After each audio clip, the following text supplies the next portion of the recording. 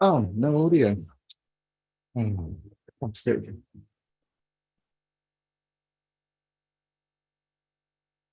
It's too late. It's too late. There's no audio. I've missed the one thing that I needed to click. Never mind. Good morning, everybody, and welcome to another marketing meetup. Had that been Joe, I'm sure you would have heard the wonderful music and you would have been bopping away like I was. But Joe is on holiday this week. He's having a little bit of a break with his family. So let's try and make this a session that he's going to be envious of for when he comes back. First things first, if you could do me a big favor, and where we've got the chat function, if you could click at the bottom and just change your settings to have it as, rather than hosts and panelists, have it as everyone, and that means that everybody can see what you're putting in the chat. But also, I'd love it if you could do me a wonderful little favor, which is, as you're going through this session, if there's something that either Sophie or Olivia says that really resonates with you, if you could share that on social media, that helps us grow, and it helps other people find out about the community, which would be fab. But also, if you get the chance to go onto YouTube and hit subscribe, that's also a massive thing for us, because our plans over the next 12 months or so is to give you a load more content that's going to go on there beyond the webinars that we're doing. So yeah, I'd really appreciate that. So let's introduce our guests. We have a couple of absolute, incredible guests. These are, Joe works really hard on curating special people, and he doesn't miss a beat at all. And we've got two real powerhouses of the marketing community here.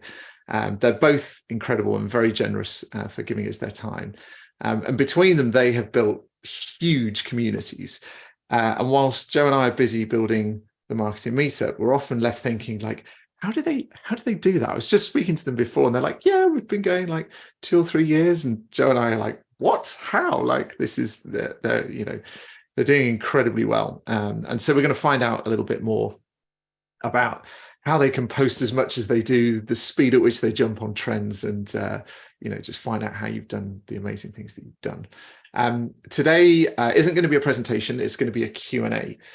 So it'd be brilliant if you could keep the chat alive. Tell us where you're coming from and the things that you want to chat about. If your eyes are no longer itching because of hay fever, put that in there as well. I'm feeling all right today because of that. And then for your questions, get those in the Q&A section. And there's a little thumbs up feature that will allow us to see which questions are the most popular. So before we get going, I just wanted to give a big thank you to one of our really special sponsors, which is Redgate Software. So Redgate gave us their canteen when we very first started the marketing meetup many years ago, just to hold a little event, and they're still a sponsor today. They're an incredible business, absolutely incredible. They've got offices all over the world. And they are, I was talking to Nicola, who is their hiring manager. She tells me that she's hiring for marketers, so go and check them out for that. But also they had their big marketing global annual conference the other week, and she showed me some pictures. It looked absolutely incredible. So if you want a cool job in marketing, go and check out Redgate Software. But also our other partners, Impression, Storyblock, Brand Recruitment, Cambridge Marketing College, Channable, and Exclaimer. So Joe sent you a reminder email this morning, which has got all those people in there. It would absolutely make their day if you could just go and click on it, click on their names, drop a little note saying, love the session, and thank you. That's how all this happens. So that is my introduction done. And so you're here to obviously hear from Sophie and Olivia. So before we get into the questions and from the community, we've got a few just to sort of get you warmed up. Sophie, if I start with you, could you give us a headline introduction as to who you are and why your community exists, and then we'll go to Olivia next. Of course. Thank you so much for having me, James. Obviously, it's lovely to meet you. It's the first time we're meeting. It's wonderful to share the stage with Olivia today, too. And I've been loving reading everyone in the chat talking about the rain. I always think it's really funny how we have like weeks of sunshine, but the only thing us Brits can now do is talk about the rain when it eventually downfalls. So I'm in rainy Cheltenham today. I'm clearly very excited to be here.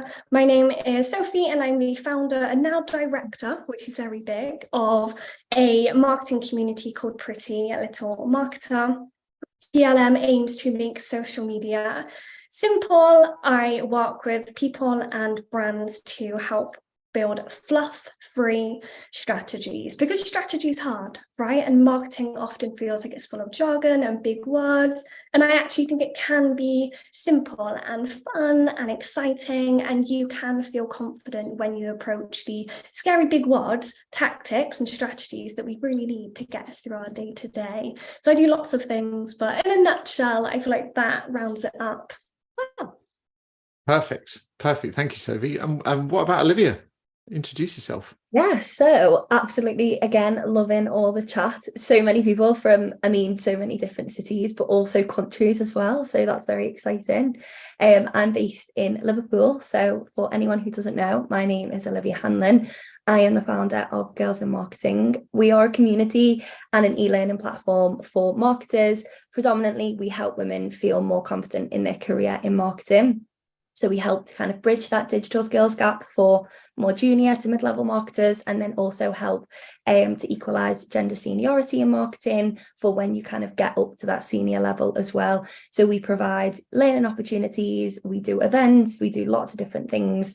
And yeah, we're kind of online and everywhere as well. So very exciting. I've been running it for nearly, like 3-4 years now. It started as something that was just going to be small local events around Liverpool, and then ended up being an online community of thousands of people, which is amazing. And yeah, so grateful to be here today. Cool. Thanks, guys. That's a brilliant, nice, simple introduction for you both. And you know, you've got kind of different products and communities.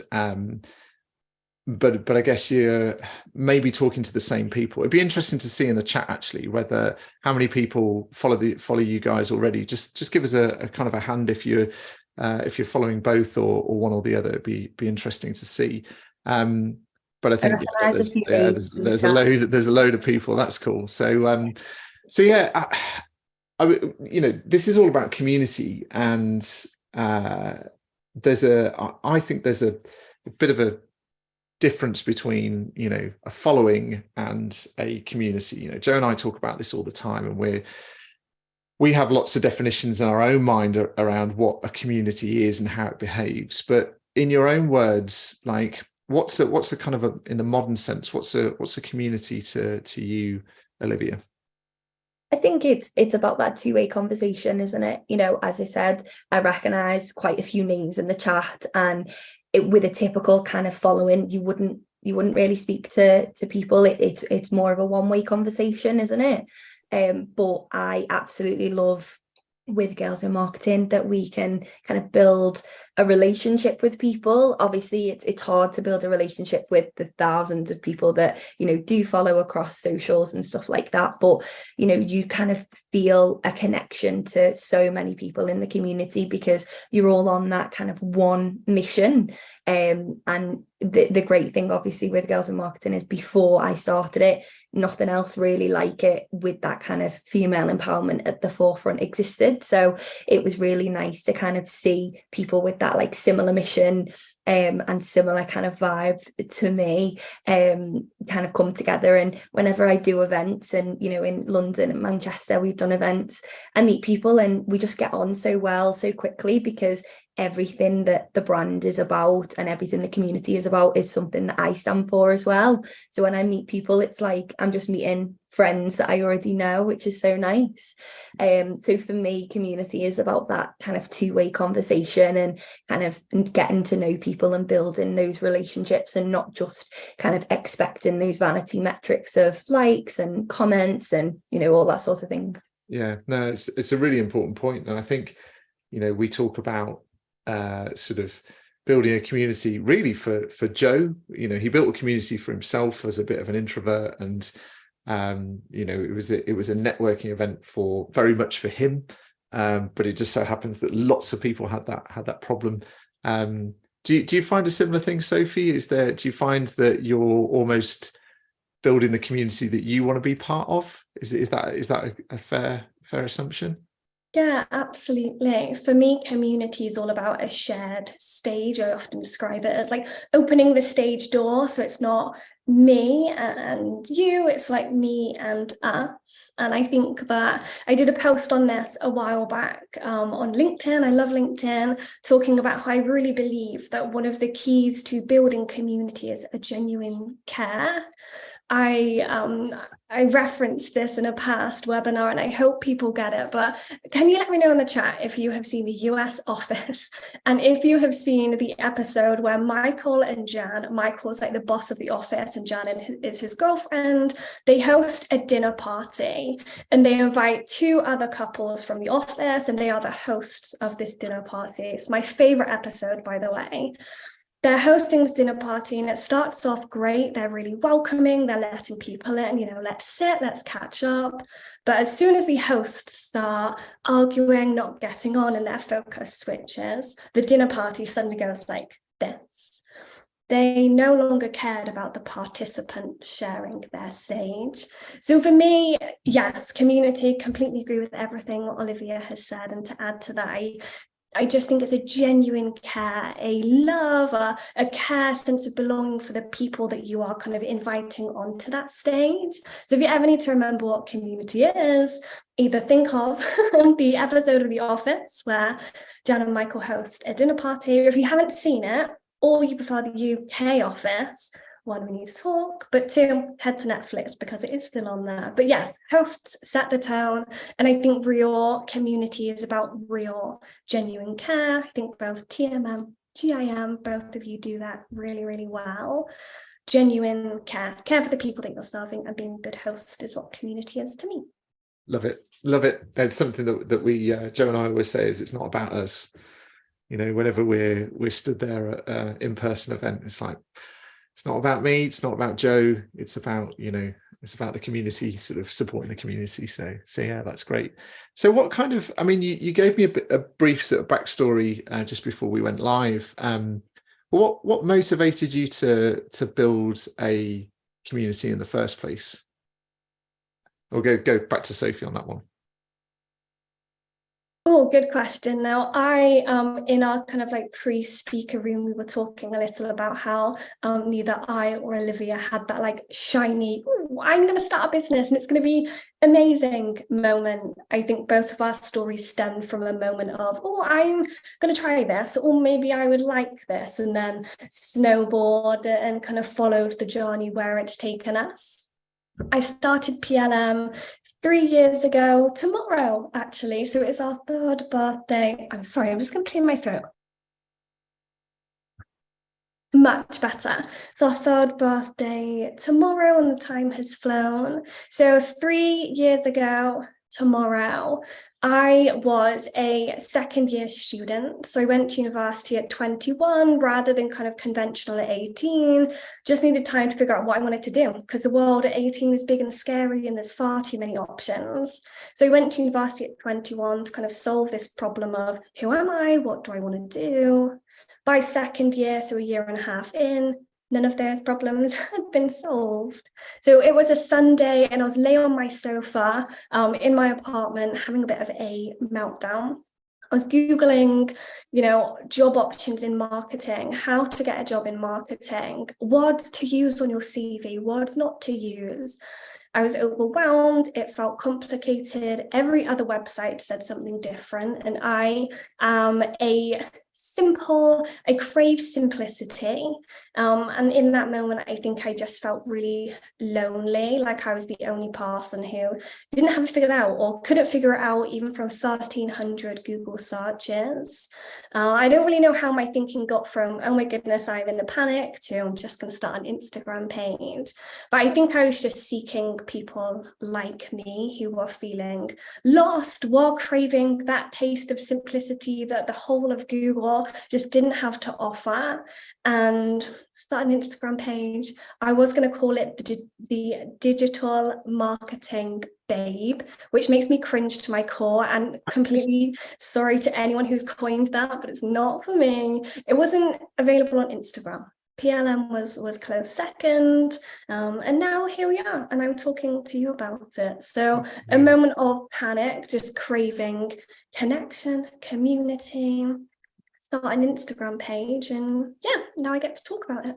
That's great. Thank you for that. And I think, it was Olivia was sort of saying a similar thing, looking for sort of young female marketers and providing a space for them. I wonder whether, Olivia, you could take us to kind of more of a modern day, like in the moment now, like if you were looking at it as a business. So there's this tension, right, between building a community that's value led and actually making it financially work. How do you like use KPIs? How do you measure the sort of quote unquote success of a community? I'd be really interested to know. Yeah, I think it's difficult, one, because it depends what your kind of like aim for it is, really. And I definitely think at the beginning of my journey with Girls in Marketing, I very much was just out there to meet people who were similar, had similar passions to me, were working in kind of full-time roles.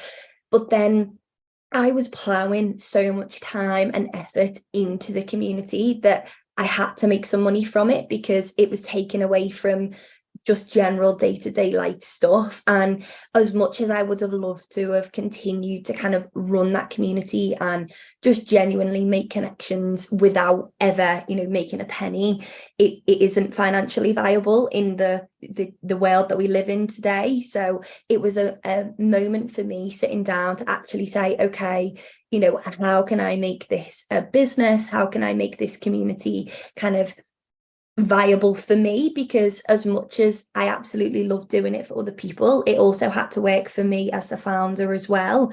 Because if you're not passionate about something and you're not being able to really put your all into something, then it's not going to rub off. Like, you're not going to be able to build what you want to build. And for me, I obviously had to make sure that I was putting time in to Girls in Marketing. So I think success looks different for every community. And for me, it's always been about impact. A few years ago in the pandemic, when I first decided to quit my job and kind of go freelance and full-time with Girls in Marketing, I had a conversation with a business consultant, and I hadn't really had many conversations with like business coaches and consultants before, so I was a bit skeptical going into it, and I thought, I'm not really sure what's going to happen here, but we'll see. And he said to me, why are you doing what you're doing? What's the reason that you're doing it?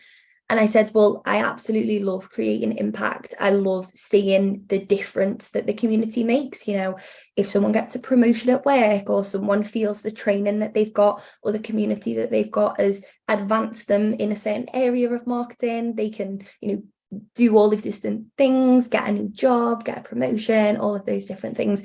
I absolutely love impact. And he said, but why? What's in it for you? And I was kind of like, well, I actually love getting a bit of a kick out of the impact. Like, I love thriving off that. And he was like, well, I just don't really see that as a valid reason. And that, it made me a bit sad, to be honest, because I was like, but I love, from a typical business perspective, impact probably wouldn't make a difference. You're probably looking at like revenue and turnover and all these different metrics. But for me, it was very much about the community and the impact that community had, not just from the conversations that I was having with people, but the conversations that people were having with each other as well, and being able to connect up people who, were local to each other or had similar interests, or, one person's worked in SEO for 10 years and then this person just wants to get started in SEO. So as much as maybe that business consultant didn't really understand what I was doing, I knew what I was doing, and success for me with the community has always been impact. Yeah. But I don't know, it's difficult, isn't it? Because everyone kind of sees impact as different, and community is different as well. But I feel like I knew what I was building and I knew why. And then it was just really special to me. Yeah, it's really funny. Like we have on a Slack channel, we have something called our smile file. So every time we get somebody coming up to us or sending us a direct message saying, in fact, Joe put one in yesterday, a chap had been having a really bad time health-wise. He'd lost his job as a CMO and he was feeling like confidence levels were really, really low. And a load of the webinars we put on had like slowly built his confidence back up. Well, like, that's why we're doing it. Like, you know, revenue to one side, like that's why we're doing it. And it's you're right. It's difficult to put a KPI on smiles, right? But Carly said in the chat, she says, it's like giving a present is better than receiving them. It's so true. So true. So yeah, that's lovely to hear. I've got one more question before I think we go into the Q&A. I'm being really selfish here.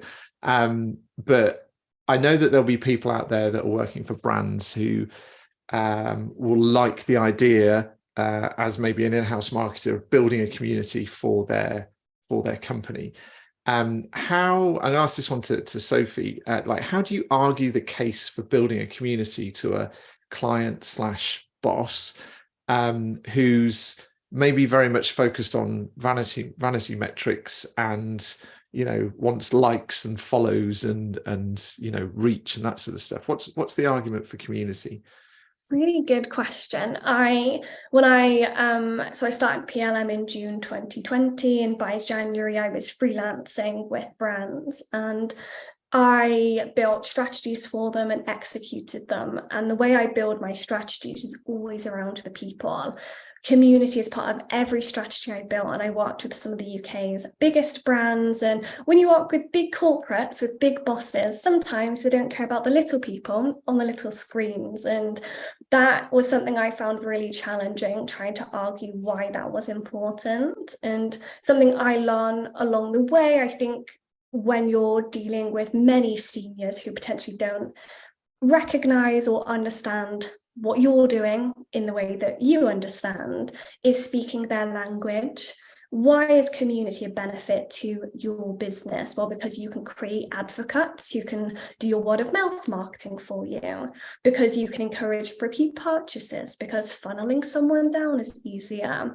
So although it feels a shame to reduce community to these numbers and this revenue boost, because as Olivia said, it's so much more than that. The impact you can make, the lives you can change, the way and the fulfillment you feel as the community manager is here. When you're speaking to someone who doesn't necessarily speak that language, you kind of have to level slightly, because at the end of the day, it is a business and it has to be run like a business.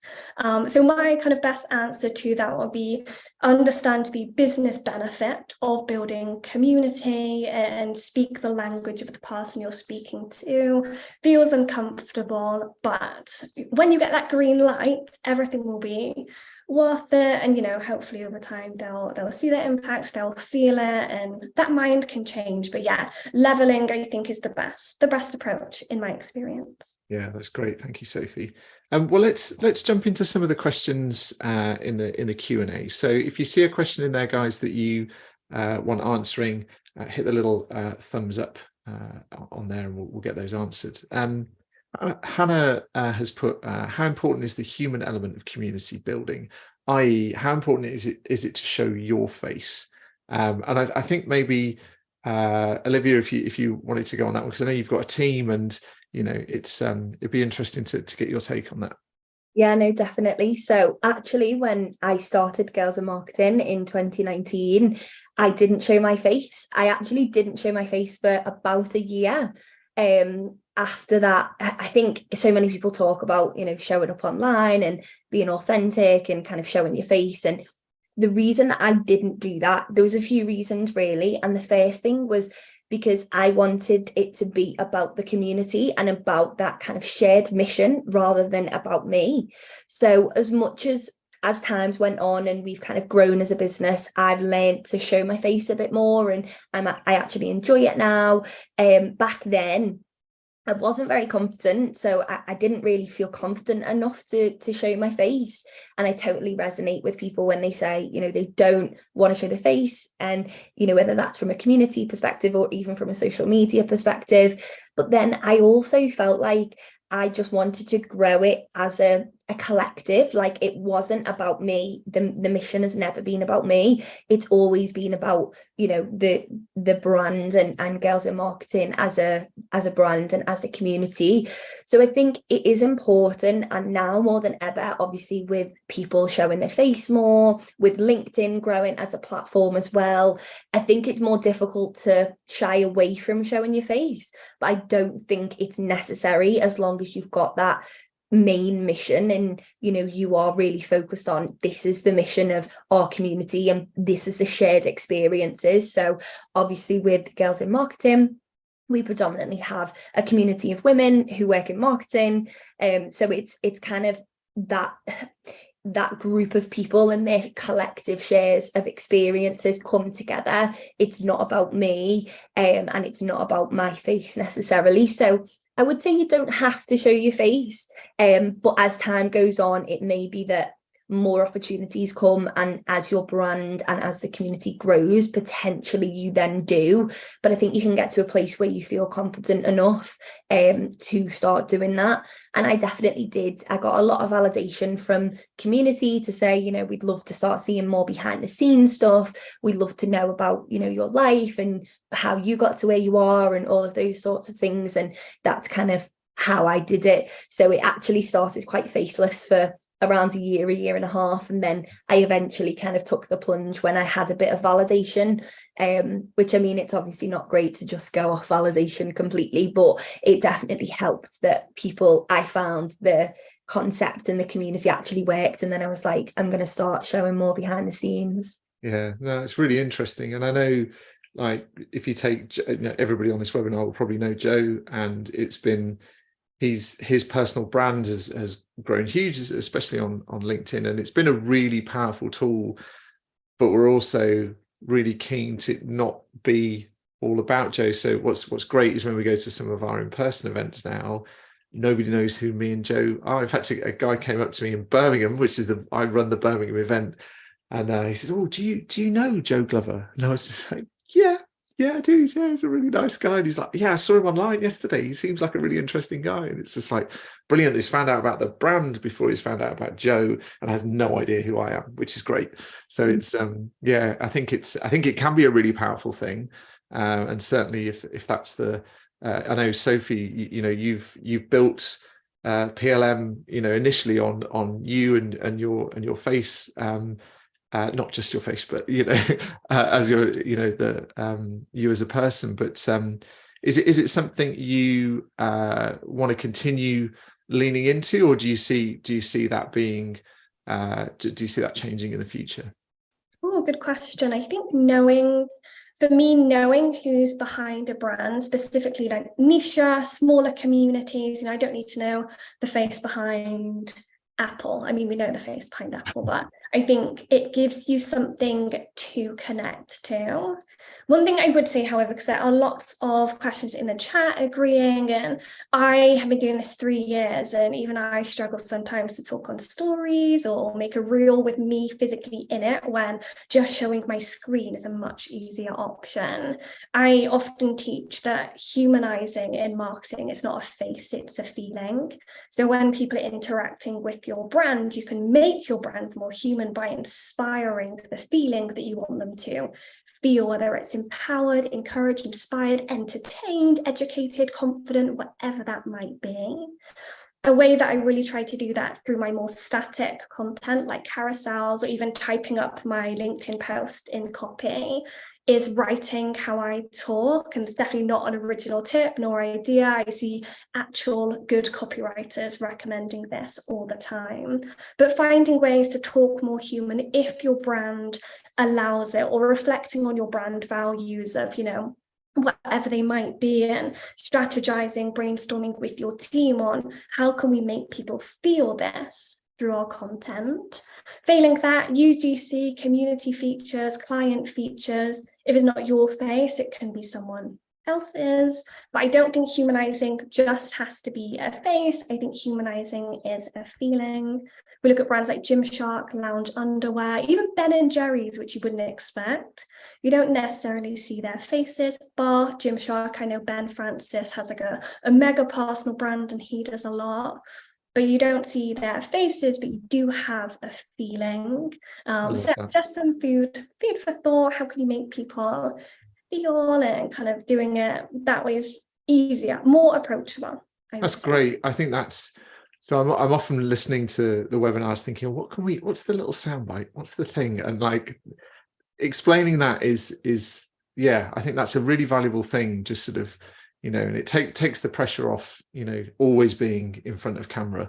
And actually, if you're a marketing person in a business and you don't want to be in front of the lens, then that's a really nice way of approaching. So yeah, it's cool. So Meg has asked, well, first of all, she said, you're both huge inspirations to many marketers out there. And who were your inspirations? Who's driven you to get to where you are today? Interested to know that one. Do you want to take that one first, Sophie? Yeah, so I think it's so hard, isn't it? Whenever we're asked, I've done a few podcasts before, and this question always seems to come up, and I always end up going back to my mum or my dad, and I think that's just like the typical answer. And my parents are great. My mum could be here today actually, because whenever it's free, Jane's going to be there. So Jane, sometimes Mark too, if he's not busy, they'll turn up and watch my little webinars. They have no idea what I do. But you guys can follow Jane and Mark because they don't know how all the internet works. But in terms of like business inspirations or people I follow that I really love, some of you might know the name, but Amelia Sordell has been an incredible mentor and lovely friend to me. Amelia is on LinkedIn. She posts very frequently, and I really admire how she has been really open with her journey, and not just that, how open she is when her mind changes. So if she shared a post 6 months ago about XYZ, grown as a person, as a business person, I don't know, your perspective changes. I love how she owns that and is really honest through that journey. So you can't follow my parents, but Amelia Sordell on LinkedIn, I think that she's just an amazing mother, business person, woman, and someone that I would love to be like one day.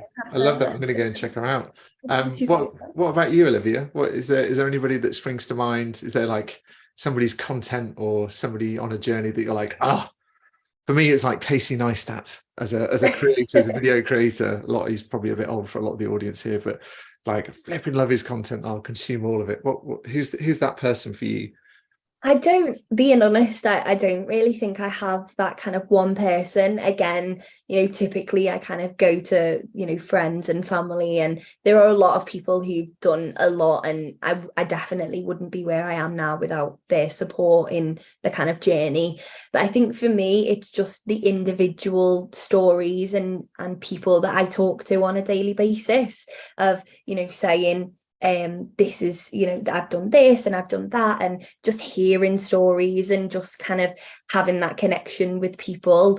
It's no one individual person, but if you spoke to me today, I might have had a story from yesterday, or if you speak to me next week, I might have had a story from the week before. So I think for me, it's just hearing those individual stories and just being inspired by every person who comes along, because every person has a different journey, every person goes through different things. I speak to so many people from so many different backgrounds, career changes, young people, older people, like genuinely everyone, and everyone has an amazing story. And those types of people just inspire me in any single way, because they do so many different things and are achieving so many different things, and oftentimes they don't even kind of see it themselves. So I wouldn't say, maybe a bit of a cop-out answer, but I wouldn't say that there is anyone in particular that I can kind of, I don't know, anyone that inspires me singularly. I love to kind of just follow as many people as I can and hear as many stories as I can. You're going around picking the best bits from everybody. I love it. I think it's a really smart thing. We've got a question. The upvotes keep jumping around, but there's a question here about how you generate necessary revenue for your communities in order to grow it. Says, I've started a free community, but I'm adverse to charging for a premium membership, so I'm struggling a bit. I guess that's a journey all three of us have been on. We put on free events, and it's a hard thing to do. And like, what would your advice be for starting with you, Olivia? I think, obviously, as I said earlier, at the beginning, it was really difficult for me because I was ploughing so much time and effort, because some communities, I think it depends what your like success is and what your idea of growing the community looks like. But for me, I was like, I'm really enjoying what I'm doing, and I want to do this, more. I want to continue to create impact. I want to continue to grow the community. So therefore, I need to, make enough money to do this. Now, at first, I was kind of like, right, let's make enough money. So I was freelancing and also running Girls in Marketing at the same time. So the first kind of step for me was, how do I generate enough revenue for me to go full time, or me to go even part time? And then the next stage was obviously, how do I generate enough revenue to go full time? How do I generate enough revenue to, bring a full time member of the team on, or a part time member, or a freelancer? And I think it wasn't just about, sitting down one day and saying, this is what I'm going to do and this is how I'm going to generate revenue. It's been about experimentation, things that we did 3 years ago. Some of the stuff was not great. I wouldn't do that again. It sounds like a good idea at the time, then it doesn't really work out, or maybe it does, but it doesn't. It's not the best use of anyone's time, and it's not the best way to kind of generate revenue. So for me, it's all about experimentation, figuring out what works. We've done so many things over the last 3 years, and I think that that's definitely something that we've all done with our communities, is experiment and change and figure out what works and figure out what doesn't. And I think it's not necessary to grow to earn revenue from your community at all. If you want to do it on the side of your job, or you want to do it, as a kind of like side project, a passion project, that's totally fine. You don't have to earn money and make revenue from it, but you deserve to, if you are putting so much time and effort into it. And that was something that I kind of came to realization for me, was actually the amount of time and the amount of effort that I'm putting into jumping on calls with people, or replying to messages, or just generally chatting with people. This is a good use of time, but this needs to obviously generate revenue. So it's not easy, and it is definitely, for me, being a journey about experimentation. And yeah, it just depends on what your kind of goal is and how you see the future for that community as well. Yeah. So I think probably between the three of us, there's and correct me if I'm wrong, I'm interested to know, there's probably 3 different ways of generating revenue. For us, it's sponsorship revenue. Our partners are the ones that allow all this to happen. I think, am I right in thinking for you, Olivia, it's your courses that are your main revenue driver? Is that right? Yeah, so we have our membership, we have courses, we do in-person training, and we also do sponsorship stuff as well. So cool. It's kind of a mix of everything. Bit of a mix, yeah. And what about you, Sophie? What's your, in terms of your split? Obviously, you've got lots of things going on, but without digging into the numbers, where's your sort of revenue streams come from? Good question. I am chronically afraid of selling, and I equally have I started work with a business coach in February, and I am like the opposite of money motivated. Like, if I earned nothing any day, but I got to do what I loved, and someone paid my bills, I'd be having a great time. So this is something I've really struggled with over the few years. Vastly because my business started as a hobby, and then I started freelancing and kind of followed the opportunities as they came. But this year is the first year I've sat down, and my website at the moment, I charge for nothing on there other than the physical services I provide. So I do coaching for people. Most of PLM's revenue comes from sponsorships, or the brands I work with do consulting or educating. But this is the year that I start charging for things, and I I'm really scared. It's been like an anxious few years getting to this point. Something that my business coach said to me, and kind of the way she explained and validated why I can charge for things, because it's almost that question of like, well, who am I to charge? Like, why am I able to ask for money from people? And talking money is uncomfortable, let alone asking for it. And the way she kind of described monetizing, or especially when it comes to communities, was going to the supermarket is free. You can walk around, you can browse. Sometimes there's tasters as well if you get lucky and someone stood at the end of an aisle with a new Taste the Difference product. But if you want something off the shelf, if you want something more, you have to then go up to it and make the decision to purchase. So you still have your supermarket, people can still roam, they can have their testers because you probably have awesome content, or you're hosting free webinars, or I know the question answer has their free community. But letting people have products on the shelf as well is what makes the supermarket a supermarket and not just a space, is how she described it to me. So firstly, like, totally valid to feel a little bit afraid and scared of selling. It takes time. Use your insights, talk to your community and your audience. What do you guys want? Do you want an ebook, or would you rather a course? Great, you want an ebook. What do you want it to be about? And figuring it out together so they're on that journey with you. It sounds like you really genuinely care, which is a really good element to community building, because if you didn't care, you wouldn't be worried. So very valid. Supermarket products make it a supermarket, not a space. And yeah, use your insights would be my free rambling. That's great.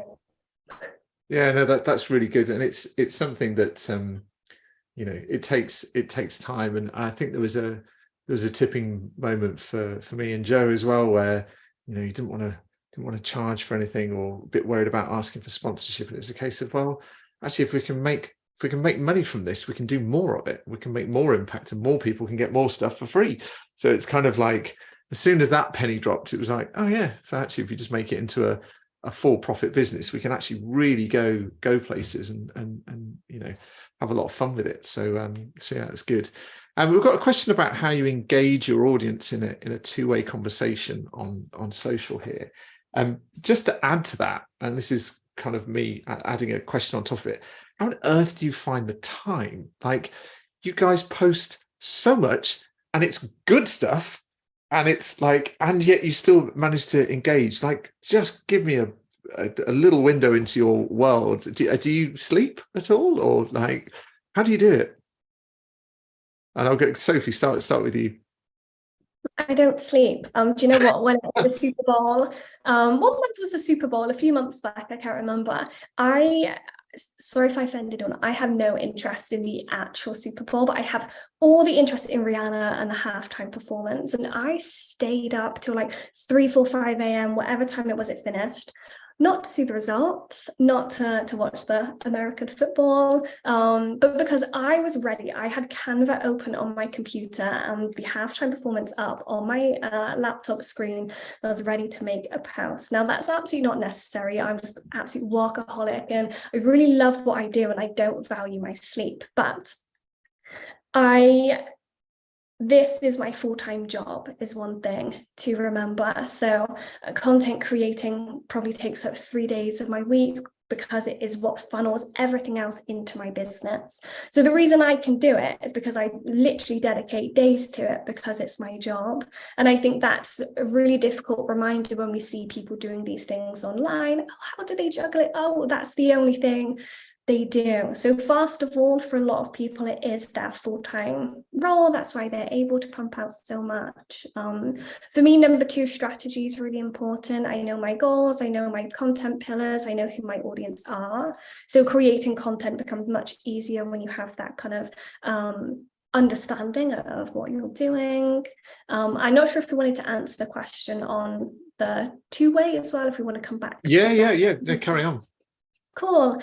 I actually have a post going up on Instagram on Monday about creating a community and not just a group of observers. For me, there are 3 key ways you can interact with your audience. And number 1 is to ask their opinion. Depending on the platform you're on, Instagram story polls, Q&As, replying to stickers on TikTok. I'm not too versed in TikTok, so I don't know what other options are on there. Replying to doing polls on Instagram, LinkedIn, Twitter. Using the features that are there to engage your audience so they have a physical touch point for me is really important, opening that shared space. Number 2, ask them. I have so many clients coaching students who, my audience don't engage with me. Are you letting them? Are you asking them? How are you opening this stage? So even if it's something as simple as at the end of a video or piece of content, what do you guys think? Let me know in the comments whether you love or hate content pillars. Give people something to bite onto so that they have the permission to open the stage door and enter. And number 3 is like physical features, featuring a customer, a follower, asking them to talk on stories with you or for you. I think the key is that invitation. So using the features that platforms have, and looking for ways to, hey, do you want to get involved? Come over here. Let's see what we can do together. Talking with them. That would be my great. That's so good. Expect to see on Instagram, on the marketing meetup, and all the other platforms, lots of questions for the next week. That's something I've written down. I'm like, yeah, we're definitely not, we're not doing that. It's a really good point. Olivia, there's a question here around how do you find new content to share that's useful to your audience or your community every week? Do you have sort of set routines? And I guess this comes into content pillars potentially. Do you have set routines and places to do your research? Like how do you approach it, and like how far ahead are you working on that? Yeah, so just to clarify, I do have a full-time social media manager in our team, so I actually don't create the content anymore. I used to, back in kind of 2020, 2019, but that's not something that I do anymore. But we do have a really solid strategy, so we kind of work with social media manager to make that strategy really like solid, as Sophie kind of said before. I think it's about knowing where your audience actually is and where they want to engage, because I think sometimes people may assume, okay, our audience is on Instagram, our audience is on TikTok, and our audience is on LinkedIn. People assume where their audience is and where they're going to engage, but that's not always the case. We started Girls in Marketing on Instagram. It kind of started as an Instagram page and a website. And actually, our website continued to grow like massively, but then started a LinkedIn page, which at the time was quite a rarity. It wasn't something that many people were doing, because I felt like, okay, well, our audience are on Instagram, but a lot more of our audience are going to be on LinkedIn. They're going to be engaging with us. Our community is going to be there. So started a LinkedIn, and actually that's grown so much more than the Instagram. So now from like a strategy perspective, we do put, social content out on Instagram, but our main priority and our main community is on LinkedIn, because that's where people are, that's where people engage with us. And that's where kind of people see us and, love to repost and engage and all stuff like that. So I think it's, for me, about knowing where your community are going to have that conversation. Because I think, for a lot of people, the community isn't necessarily on the channels that they think it is. I have a good friend, Gabby Mendez, who runs a community called Talk 20s, and their community is predominantly on TikTok now. And again, started as Instagram, is also on LinkedIn, and they are putting a lot of effort into their community on TikTok, because it's just wherever your audience are and wherever people are going to engage and have that two-way conversation. Obviously, including questions and CTAs is really important, but actually finding out where they are and where they're going to engage, because I find at the moment, Instagram isn't necessarily somewhere where I would personally engage. And I'm finding that a lot with other people, especially from like a kind of sharing and comment perspective. But it depends on, your industry, your niche, your business, everything like that. Yeah, no, it's really interesting.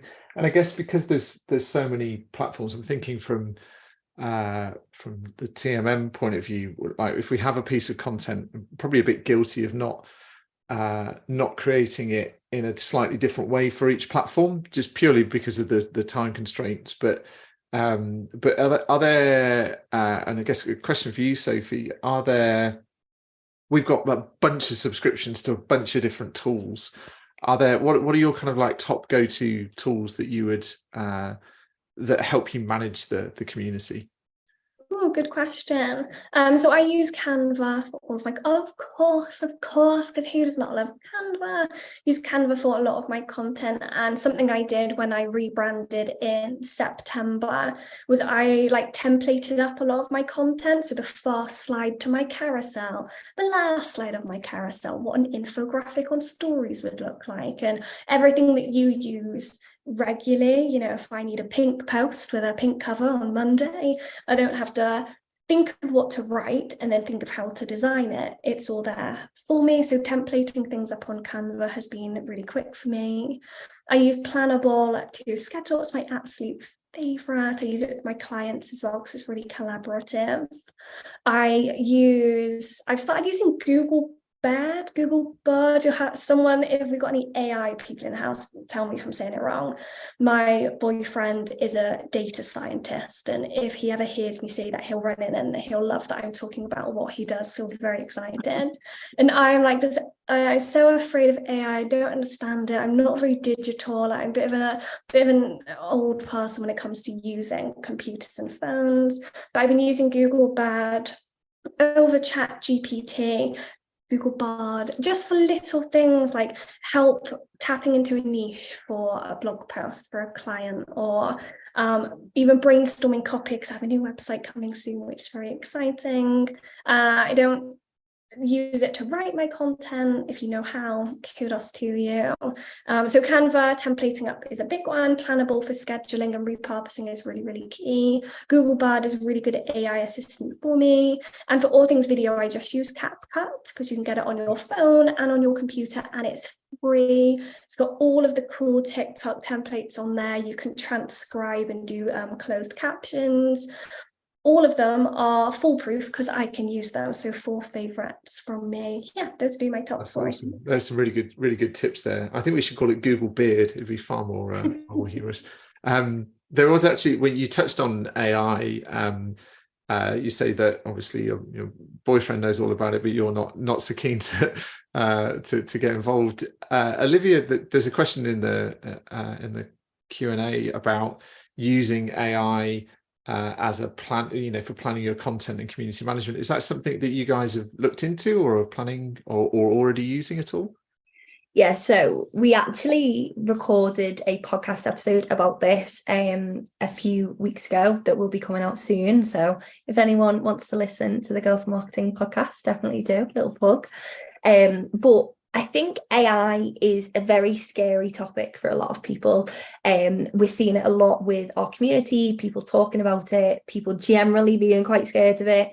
But I think for us and for everyone, it doesn't need to be a scary thing, because think about, when the first social media platforms come along, or when phones, the iPhone came out and all of these different things.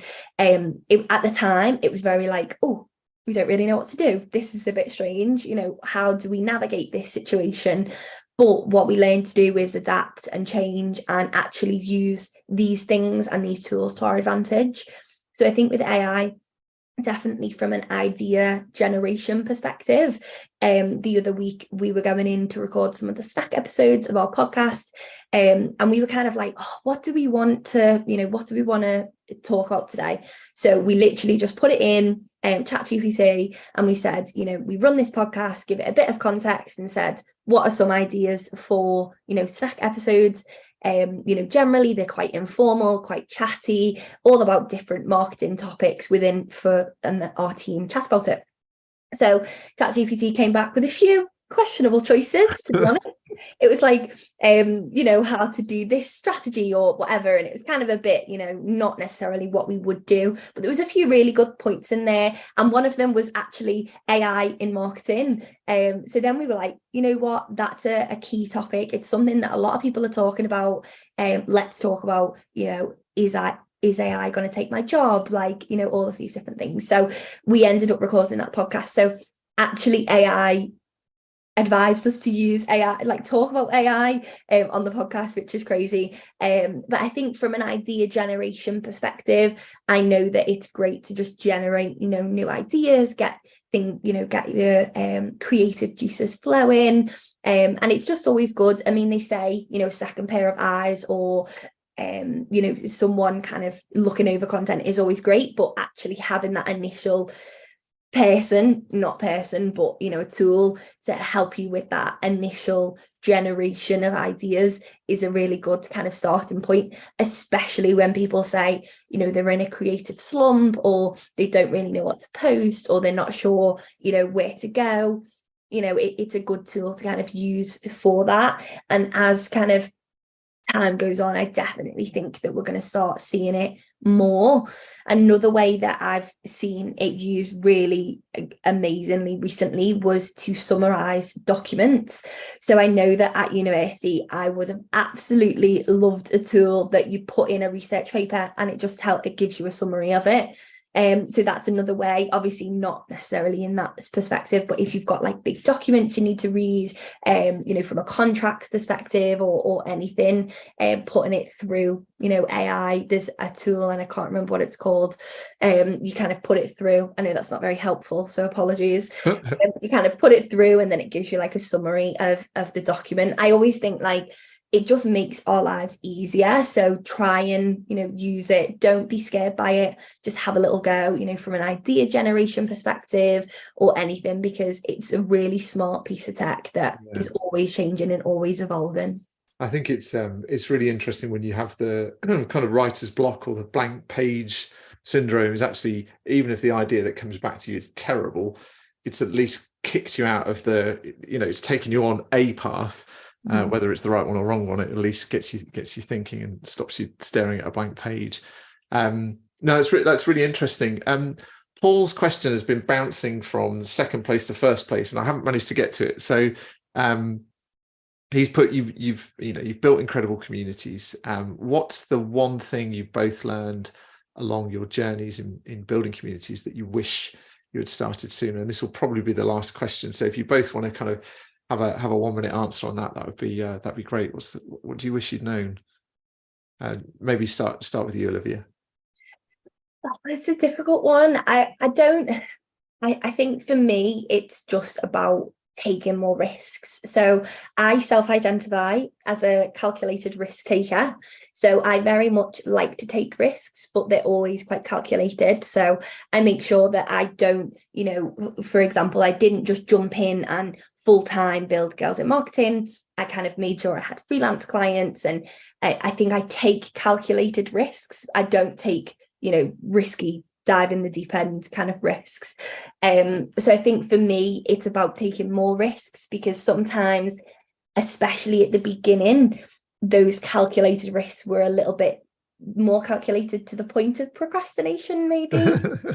So I definitely think for me, it's about taking more risks, but making sure that they are for the greater good and you are doing it because you want to do it and you don't, feel like forced to do it, and you kind of also are doing it in a way that works for you. Yeah, that's great. And what about you, Sophie? You've had a minute to think. What do you reckon? What would you have done differently? Yeah, no, I totally agree. I think I coasted very validly and rightly so for the first kind of year and a half that I was figuring out what PLM was and where I fitted into marketing. And I wish that I made decisions quicker, because I think fear holds us back often. Yeah. But I think a practical answer would be to use, oh goodness me, I've got a text, use my data and insights more. I think especially when you run a community, and for me, I am like my ideal community member or marketer. I don't know what I'm doing. I like making things simple. I need simple things. It can be really easy sometimes to rely on what you think, and intuition, your own knowledge, being confident in that is great. But actually, when you've got real numbers from the real people that you really serve, that is much more informative than what's lingering in the brain sometimes, or can at least validate an idea, a product, an ebook, a course, a membership, whatever that might be. So using the numbers and making them make sense to you, I think it's something I didn't do for a while, because numbers for me are very boring, and I like go on Canva and making my things at 3 a.m. But yeah, using the things you've got available to make informed decisions. That's what a strategy is, isn't it? So yeah, I wish I did that sooner. That's brilliant. Well, guys, sadly we're out of time, but what I can do is email you both all the leftover questions. I'll give you LinkedIn content for days. But thank you so much for giving people a little window into your world. We're Joe and I and probably everybody in the chat here is in awe of what you're doing, and we're massive fans. So keep on trucking with that. Thank you again, everybody, for coming. I don't think we've got a webinar next week. I know Joe is in like crazy curation mode at the moment, trying to get the best guests we can for the next webinar. So we will be in touch with you very soon. But as I say, if you could go and give the sponsors a massive thank you, that would mean the world to us. And we will see you very soon on another webinar. So thanks, everyone.